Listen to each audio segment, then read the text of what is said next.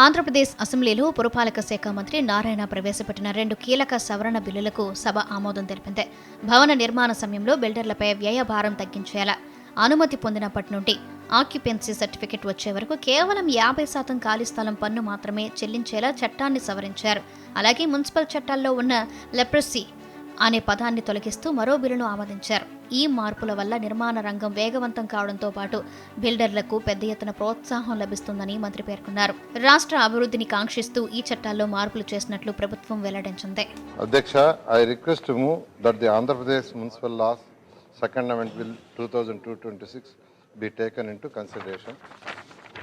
అధ్యక్ష, CREDAI, NAREDCO and different building అసోసియేషన్లు, tax payers associations vacant ల్యాండ్కి సంబంధించి యాక్చువల్గా అనేక రిప్రజెంటేషన్స్ ఇచ్చారు అధ్యక్ష.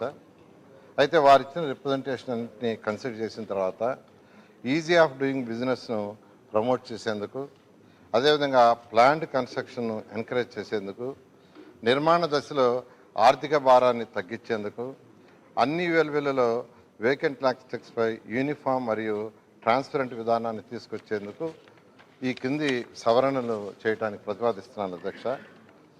భవన నిర్మాణములకు అనుమతి మంజూరు చేసిన తేదీ నుండి స్వాధీన ధృవపత్రం జారీ చేసే తేదీ వరకు, లేదా భవనము పూర్తయిన తేదీ వరకు, లేదా అనుమతి చెల్లుబాటు తేదీ వరకు, లేదా పొడిగించిన చెల్లుబాటు తేదీ వరకు, ఇందులో ఏది ముందైతే ఆ తేదీ వరకు ప్రస్తుతం ఉన్న వేకెంట్ ల్యాండ్ ట్యాక్స్లో 50%ను రద్దు చేయడం జరిగింది అధ్యక్ష.